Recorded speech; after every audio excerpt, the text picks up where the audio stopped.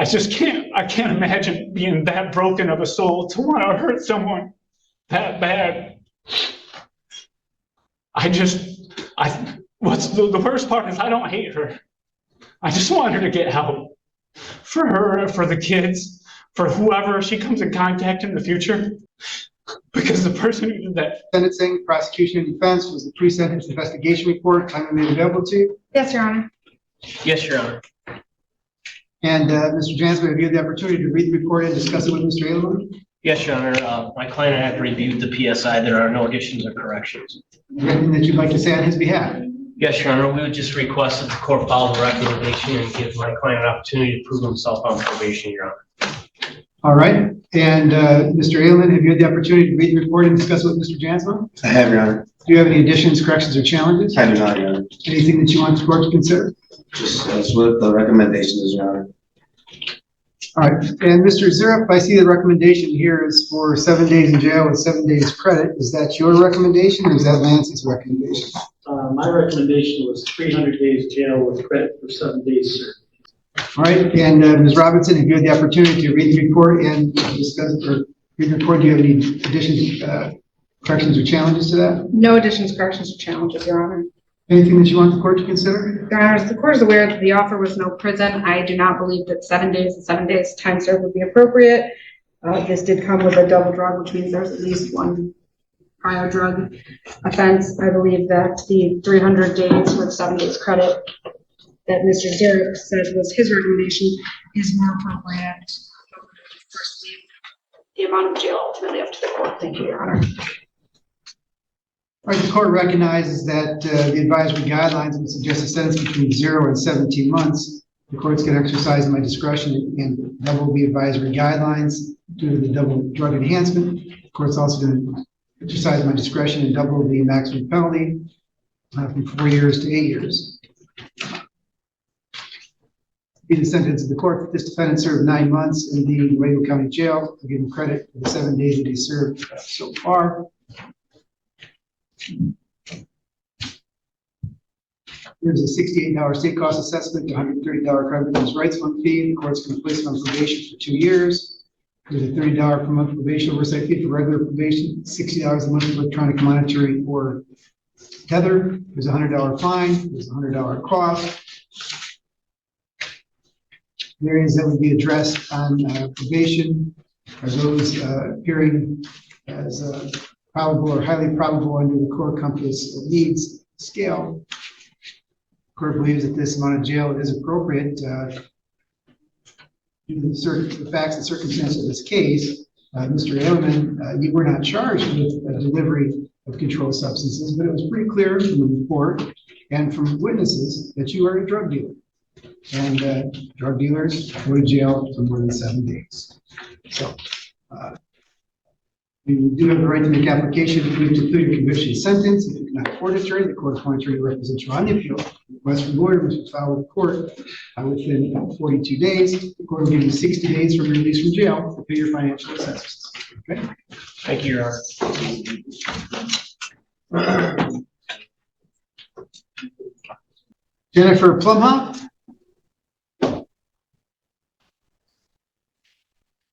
Afternoon, Judge.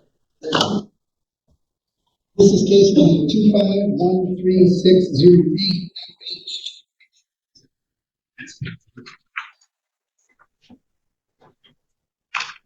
People say Michigan versus Jennifer Lynn Plumhoff. Ms. Plumhoff is here for sentencing. Prosecution and defense was the pre-sentence investigation report finally made available to you. It was, Judge. Yes, Your Honor. And Mr. Shepard, you'll get the opportunity to read the report and discuss it with Ms. Plumhoff. I have, as co-counsel, Mr. Swanson, we did meet with Ms. Plumhoff, and I did speak with her a couple of different times about it. We have no additions or corrections that I'm aware of, Judge. All right. Is there anything that you want the court to consider? Yeah, so I've read the recommendation. I think the recommendation is spot on, Judge. I think that it's considerate not only of the circumstances which led to this, but also of the person who is the byproduct of where we're at today. And talking to Jen, you know, I think I would appreciate the court looking at the person who made that decision in that moment. I think that's important. I think you always have to do that. But I also think it's important in this case to think of and consider the person who sits before you today. In that regard, I asked her, and I said, if you could do this over, sometimes this is a dangerous question, but if you could do this over, would you do the same thing? And she says, well, I don't want to say that because it doesn't seem like I'm, sorry about what I did. But at the same time, I probably wouldn't have done some of the things that I'm doing now. This recommendation, Judge, was littered with letters of support. I'm quite certain the court's had a chance to read and review those. I can tell you that in my dealings with Jen, I see a remorseful person. I see someone who has always taken responsibility from the sentencing forward. I think that is indicative of this recommendation that is in this pre-sentence investigation report as well. When this happened, Judge, this is a time in Jennifer's life when she wasn't proud of the decision she made. I think people do and say lots of things that they wish they had back in a breakup situation. I know that she's embarrassed. I know that it's affected her. But from accepting this plea agreement and speaking to this court, and beyond that, her conduct since then, I think speaks volumes about who she is going to become as a result of putting herself in a really tough situation. I know that she's been working on her mental health. I think that is evident. I also know that she's been on bond, has not had any other incidents that I'm aware of while she's been on bond. It's been quite some time since we've been back here, several months, in fact, Judge. So I would ask the court to consider the letters of recommendation. I think, again, the recommendation is appropriate. I would ask the court to follow that. And part of it, too, Judge, is that there's a rather lengthy term of probation, which the court's going to impose. And that is yet another opportunity for Jen to not just tell you who she is, but prove who she's become and that she isn't the person that at least in this incident, she appeared to be on paper. So I would ask that the court follow the recommendation. Thank you. All right, Ms. Plumhoff, have you had the opportunity to read the report and discuss it with Mr. Shepard? I have, Your Honor. Do you have any additions, corrections, or challenges? I do not. Anything that you want to say on your own behalf? Well, I would like to start by apologizing to Nicholas for the hurt and disruption that I caused in his life. I'm not proud of getting to a point where I would hurt somebody that I loved the way that I did him, for breaking our vows and ruining our marriage. I hurt a lot of people that day. That when I chose to make the decision that I did, I hurt a lot of people. And I am truly embarrassed about that and very sorry. Like he said, I'm not proud of what I did. I'm proud of the person that I've become because of these things. Being able to turn my life around and turn to faith and get back on the right track. I've worked really, really hard through my therapy, my group therapy, with my church family, just being able to help the community more, things like that. I don't think that these are things that I would have been doing had something like this happened. As awful as it may sound to say, I feel like me hitting rock bottom is something that needed to happen to become who I am. And I'm truly sorry for all of it.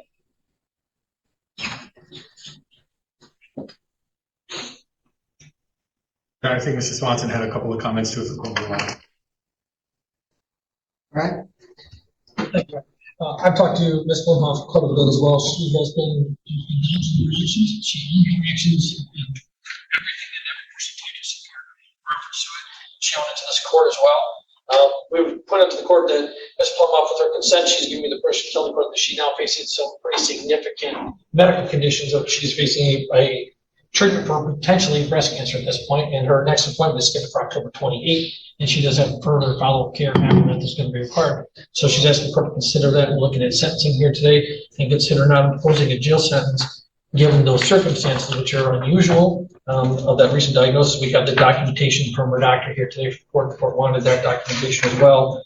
She did receive a lot of amazing recommendations from the community, so we asked the court to consider that and looking at sentencing here today. All right, Ms. Robinson, any additions, corrections, or challenges? Your Honor, people had OV-19 scored at 10 points. I believe that the conduct here would amount to interfering or attempting to interfere with the administration of justice. My understanding the case law does support that that conduct can happen before criminal charges are issued, as well as like it has to be a fight afterwards. That is the only difference that I saw that I thought needed to be noticed. All right, Mr. Shepherd, Mr. Swanson, want to reply to that? Sure, Judge. I tend to agree with the scoring that was done by the Department of Corrections. I see that OV-19 was a 0. I think that's, I wouldn't know why that would change, Your Honor. I certainly understand the question and the context around the question. But from my perspective, I think that the scoring that is appended to the PSI and the recommendation, I think that's fine. All right, well, I look something up on that. I would turn to you, Mr. Zero. I see the recommendation in the report. It says for 1 day jail, 1 day credit. Is that your recommendation or is that Lansing's recommendation? My recommendation was consistent with the plea agreement, which was a cap at the midpoint of the guidelines, and I recommended 150 days jail. All right, so the court is going to leave offense variable 19 scored at 0. I was looking at the criminal sentencing bench book, and although I do note that there are things that can happen pre-charged that could reflect the appearance of justice, but I didn't find a case that reflected where essentially trying to frame someone for a crime would be impacting the ability of the police to investigate a situation. It's not tampering with witnesses. It's not the sort of pre-charged conduct that court has seen that other cases have scored 10 points at. So the court's going to deny that request. Thank you, Your Honor. All right. So with that, Your Honor, I apologize. Can I make a statement? Your Honor, we would ask that the court follow along with the plea agreement in this case and allow that plea to stand and sentencing to go forward today. Nicholas Plumhoff is the victim in this case. He is present in the courtroom today and he would like to make a statement. Oh, good. Mr. Plumhoff, would you come forward, please? All right, Nicholas Plumhoff, is that correct? Yes, Your Honor. All right, now's your opportunity, sir. So it's been a long time. I've been trying to think and what I wanted to say when we finally got to this point. And it's just so much more to me than just like trying to get me in trouble. Over the last 5 years, I have worked so hard to get out of the things that I was doing that put me in prison. And for, going back and spending weeks looking at all the messages that went back and forth and how malicious it was. It wasn't I had 1 day and made one bad decision. She did this for weeks and weeks. I've read the messages. And for her to say the only thing he cares about is this job at the recovery center and I want to take it from him. I worked so hard to get away from my background, to have a job where I could help people and make a difference and not be another statistic and not end up back in prison or on the streets. And to just think that someone that said they loved me could just say, or even, I could see her saying it, but weeks and weeks of pushing it, messaging him, well, she was at my house, now's the time to do it. I know where his car's at now. Like, I don't understand. I know what it's like to need to get incarcerated. If I wouldn't have went to prison, I wouldn't be where I am. I wouldn't have taken the time to get the help that I needed, And I don't think 1 day in jail is ever going to stop her from doing this to someone else. If it wouldn't have happened the way it would, I might not be here right now. I might be back in prison. I might have ruined my career. I might have lost everything, and no one would have believed me. No one. If it wasn't for the one that turned in the messages and having them documented, no one would have ever known, and I would have been gone. And that's not fair. That's not right. That's just try to take someone's life into your hands and throw it away because you had a bad day. I would understand if I treated her poorly, if I put my hands on her, if I was mean to the children, none of that effort. And to have someone just want to hurt me like that, I can't imagine being that broken of a soul to want to hurt someone that bad. What's the worst part is I don't hate her. I just want her to get help. For her, for the kids, for whoever she comes in contact in the future. Because the person who did that, she's not where she needs to be. One thing that I guess it probably doesn't matter because it wasn't reported, but just not even a month ago, she was at a restaurant and ran into my niece and threatened to beat her ass in the middle of the restaurant with her children there, in front of everybody. So whatever gains and progress that she's made, she's not where she needs to be yet. And I hope that you guys can help her do that. So a couple of questions for you, sir. How did you meet Ms. Plumhoff? We met through my little sister. They were acquaintances. Okay. I have a little bit of the police report. How do you know how Ms. Plumhoff came in contact with the person that was incarcerated that you wanted to set you up? Do you know if she knew that individual? The way it was explained to me is when me and her got together, she was in a relationship with that person. And when me and her made it official or whatever, she broke it off with him because he's in prison. What is he going to do? You know, all she has to do is not answer the phone. So that was her boyfriend, I guess, up until I had got with her. Anything else that you want to say, sir? I just want to thank the court for whatever it is they're going to do. And hopefully I'll have a peace of mind for a little while because obviously I'm a mess. Like, I literally moved 3 hours away to not have to worry about running into her at a store or anywhere here because of, I don't know. I worked in Nuevo for a little while in one of the recovery centers that was up here, and going through a drive-through, I had a girl let me know that she was still trying to mess with me and that this was my number and this is where I lived. And so I just don't want to have to worry anymore. I'm a grown man. I shouldn't be crying over what this woman could do to me. All right, the court recognizes the advisory guidelines in this case would suggest a sentence between 0 and 11 months. The courts can exercise my discretion so it's consistent with the advisory guidelines, consistent with the plea agreement in this case. Would be the sentence of the court that this defendant served 120 days in the Nuevo County Jail. I'll give her credit for the 1 day that she served so far. I'm going to place her on probation for 2 years. There is a $30 per month probation oversight fee for regular probation, $60 a month for electronic monitoring or tether. There is a $68 state cost assessment, $130 crime victims' rights fund fee, and a $60 DNA fee. Those financial assessments can be paid within 90 days of her release from jail. Ms. Plumhoff, on the one hand, I applaud you for the efforts that you've made. And maybe those efforts will continue after you're out of jail and through probation, and they'll help you change the person that you are. On the other hand, I can't think of anything more vile than what you try to do to that man. Number one, you know, the newest history with addictions, and to try and use that against him. Number two, trying to prevent him from helping other people, trying to engage some other inmate to ruin this man's life. And he's right.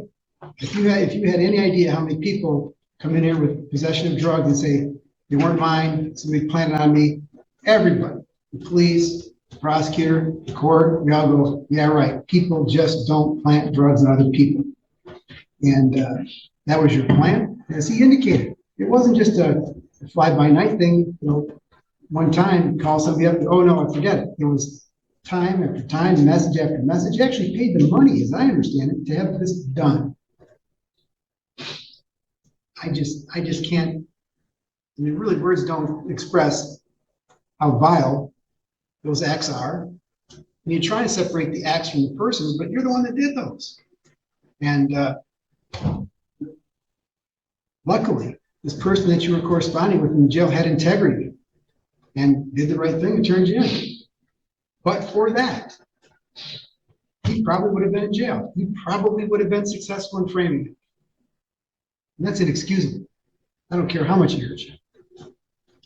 So, Your Honor, if I might, yeah. given Mr. Swanson's comments regarding my client's medical future, and I suppose some of the highlights and some of the good things that you pointed out, and appreciate the court considering those, is it possible to structure some of this jail time weekends due to those circumstances also, this situation which she leaves at home? I say that to the court readily preparing my client for the idea of incarceration. I don't think for a second that it wasn't something that crossed our mind or her mind, Mr. Swanson's mind. I just ask if there's a way to structure that so that it isn't a complete, the water isn't completely cut off there. I think we could probably, I suppose, address both sides of what the court just said. Is there a way that the court could consider doing that so that these medical issues can be addressed, and obviously she would still pay the debt that you believe she owes to the society and this community? Well, I don't want her to suffer medically. I haven't seen any paperwork that you've wanted. I'm not going to just do a flyby and look at it now. So she's going to jail. We'll take a look at whatever paperwork you want to submit. We'll talk with jail administration, see if there's a way to get her the testing or whatever it is that she needs, figure out how urgent those sort of things are, and we'll make a decision from there. But today, she's going to jail. Thank you, Your Honor. I will make sure the court file reflects these and appreciate the court's consideration in that regard.